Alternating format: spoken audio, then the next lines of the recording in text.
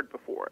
We all know Oprah's story, and a woman has a big life. That woman has a big life, but there are only so many stories that could be told about that. I'm sure there are some private ones that none of us will ever know, but the ones that are made public and are for our consumption, she talks about how at each moment she knew it was time to move in her career, and in each moment she knew it was time to move on from friendships or relationships, or when she had to deal with a staff member that was being insubordinate and it was uncomfortable, or when she went to war, even though she didn't mean to, with Big Beef in Texas because she said something, she had a show about not eating meat, and they said that she was personally attacking their industry because her brand was so powerful at that time that she was an influencer, and she always was. I mean, who doesn't know about Oprah's favorite things? We tuned in for that. We all wanted to get something for free. Yay, Oprah, me, you get a car. Oprah's an influencer. She's a changer. She's a gifter. So she had that battle. And that's actually when we saw Dr. Phil come on the scene. And he was a life coach and a therapist that helped her. I'd say more of a therapist. He was actually a therapist, but his energy felt life coachy to me. I'll talk to you about that in another show. But in any case, he helped her walk through a lot of the lessons and to realize a lot of the lessons that were happening in that. And she picked him because he was a Texan. She needed someone that understood the mentality to get through that case, and she did. But my point is that she spoke about this to us, and she said that you have to know when it's time to go or stay. She sang the Kenny Rogers song, know when to hold them, know when to fold them, know when to walk away, know when to run. You know Oprah loves to sing in her sing-songy voice, and it was wonderful, but it really drove the point home to me. You have to know when to walk away, and you have to know when to run. At this conference, Deepak Chopra was in attendance, so was Ian LaVanzant of Ian La Fix My Life, and so was Elizabeth Gilbert, who wrote Eat, Love, Pray. So there was and a couple other people, but those were my faves, so that's what I remember. But there was a few other pastors and pretty known people.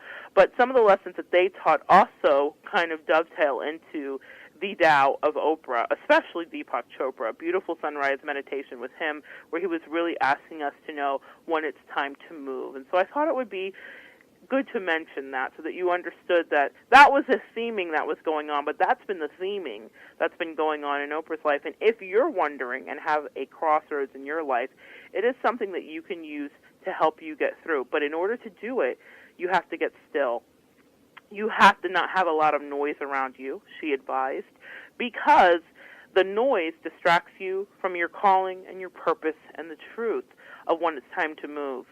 She talks about money, which we all know Oprah for, and I've already mentioned it a couple times in these first few minutes.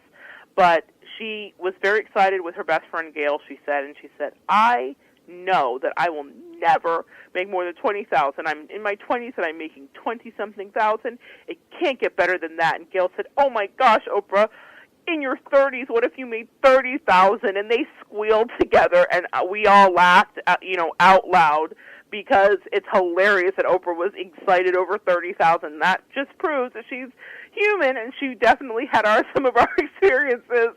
But she was laughing about it because she thought, oh my gosh, that's insane. And her father said to her when she had the opportunity to move to another place for a job, Oprah Gail, that's her name. Oprah Gail, you better not move because you're not going to make any more than that. And when Oprah was born, she talks about being born in an apartheid South, and she was born 5 years after they allowed desegregation.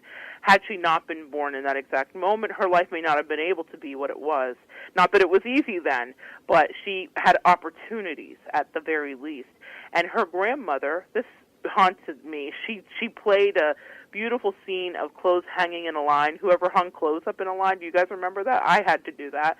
So she played the scene of her grandmother talking to her, and it's not an actual home video, but just like a reenactment of her grandmother talking to her. And Oprah's a little 4 or 5-year-old, and her grandmother's hanging out these clothes, and she was a maid for the white people in her town, and she said these were good white people, and they were really good to her. And they took care of her, and they were loving, and they didn't beat her or abuse her. This is her grandmother's estimation of, making it. She has a good white family that she works for.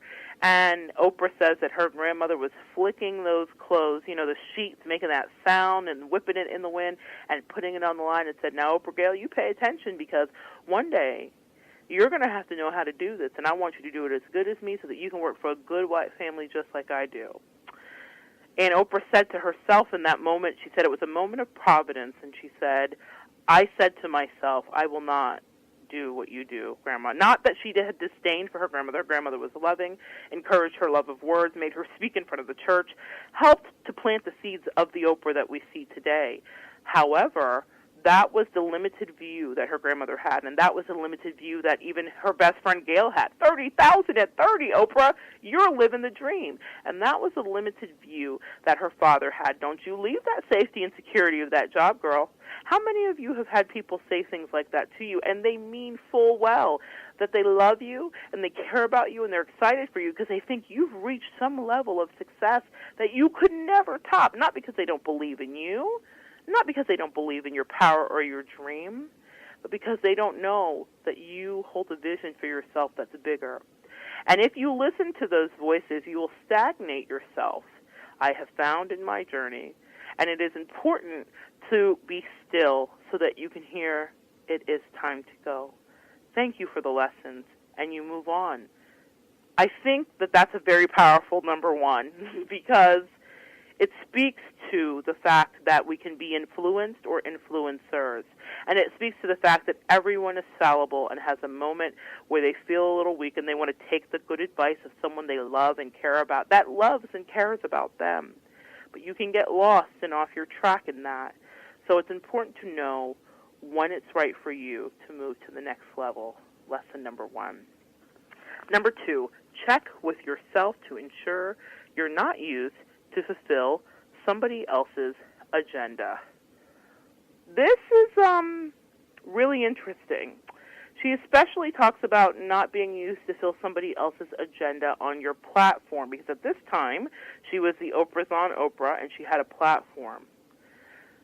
She tells a story about having actual KKK members on. She tells a couple of stories about this, so I want to talk about this. That didn't involve that, but having some KKK members on, and they were making signals to each other back and forth, and she said she was so frustrated because she knew in that moment that they were going to use it for propaganda, for further recruitment. And she knew it in her spirit. She didn't have any confirmation, and she went back to her producers, and she said, I will not ever do that again. I did not feel good in that moment. I was angry. They were angry. We didn't get anything done. Now, this is in the late 80s, okay? 89, I believe, is when it happened. And so this kind of TV is very popular. We had Jerry Springer and Donahue. And think about what was on TV. Geraldo with the chair throwing and his issues with the KKK members. So there was a lot of violence on these talk shows, and it was very confrontational. But she said, I will not do it. Now, she fast-forwards in the story. She says, many years later, the last year of the Oprah show, that she had those same KKK members back, and they said to her, and they confirmed what she knew in her spirit in that moment, was that they used that video for recruitment. They said, listen, this is us on the Oprah show. This is what you can do. It was like recruiting someone for the Army.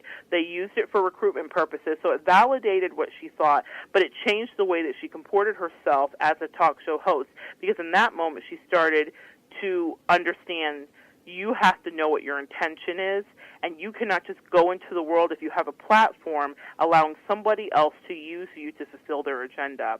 So take hold of whatever it is. Whether your platform is you're the greeter at Walmart, make sure that your energy is what you're bringing and that no one else is swaying you or influencing you or going to use you via that platform to create a different narrative for themselves. And in this world today and how quickly things move, it's very easy to do that, to have someone else use your platform.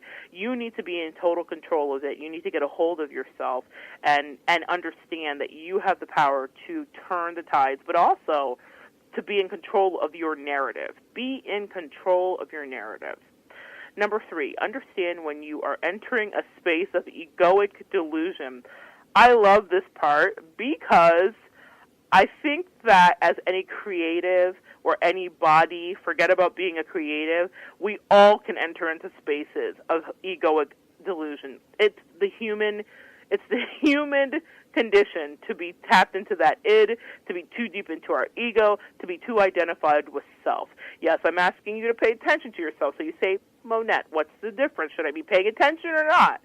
here's the thing. Sometimes we get a little delusional, and that's what I want you to hear. And this is how Oprah explained it. She really thought that she was above the fray in the 90s in regards to confrontational television, because she was doing enlightened stuff. She made that shift in the late 80s away from that KKK show, and she thought, I am doing God's work. She really started to get full of herself, is what she said.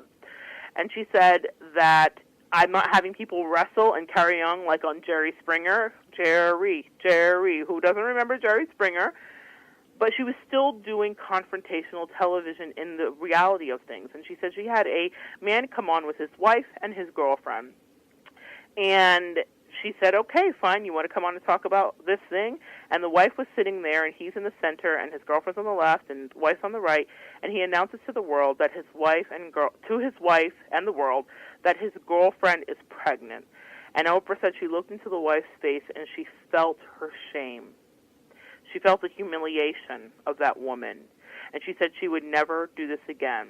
And she said in that moment she had to shift her life. In that moment she said, let's think about, to her producers, what we want to say to the world. We will not be doing this TV. Now, see, here's the story here. She thought she was doing good because she was doing all these like really granola shows, Live Your Best Life. She had Bob Harper on and all these people that were exercising and doing all of that. And she just thought, I'm doing God's work. But what she was really doing was wrapped up. It was the same thing that everybody else was doing, but it just had like a prettier package on it. And she got over herself and got out of her delusion and realized, whoa, I'm not doing what I think I'm doing. I just humiliated someone on TV for ratings, and I will never do it again. And that's how she began to evolve. So shift and understand when you might be a little bit into yourself and having some egoic delusion. I thought that was a really important lesson for any human. Sometimes we got to see the bigger perspective and see the truth of the situation. Number 4 is to fully think about what your intention is. Now, she said to those producers, I want to think about what we say to the world. So that goes perfectly into thinking about what your intention is for doing what you're doing. She wanted to raise vibrations, and she didn't understand what that meant, but she knew that it didn't mean humiliating women on a national platform. So, ask yourself your why. That's what I would recommend. Ask yourself your why. Because if your why is motivated by ego, meaning I want more money, I want to be famous, I want to be this, I want to be, I want to have all the gold medals because my name is Michael Phelps and I think I should. I don't think that's his reason at all. But if there's a drive inside of a Michael Phelps or a Serena Williams or any of these great athletes that we look up to, it's bigger than the medals, it's bigger than the money. They're pushing themselves for excellence. And in your platform, if it's your office or, like I said, if you're a business owner, you can ask your why. Every business begins with a mission statement. What is your reason for even existing? From the smallest app company to Facebook to the largest conglomerates, somewhere in their books, you can find a 2-sentence, if even 2 sentences, maybe 1-sentence mission statement. Everyone needs to have a mission statement. You need to know your why for going through the world. And if you have a platform on any level, you need to know your why. Because sometimes money's not there, fame, notoriety, numbers, viewers, it's not there. But you have to keep going. Some of your favorite YouTubers started out with 3 views, and they kept pushing, and now they have millions of views. But their why wasn't, I want to have just 1 million views. They might have had a goal, but they had to have a passion to drive that intention in order to go forward, especially when it wasn't looking like it was going to show up. So you have to know what your intention is for doing something. Number 5, Oprah lives by the 3rd law of motion in physics. This is her mantra, which is for every action, there is an equal and opposite reaction. She says she lives by the premise that everything she puts out will come back to her in a circular motion like gravity. And she pays attention to what propels that action into the intention. So she doesn't do anything without being fully clear about why she intends to do it.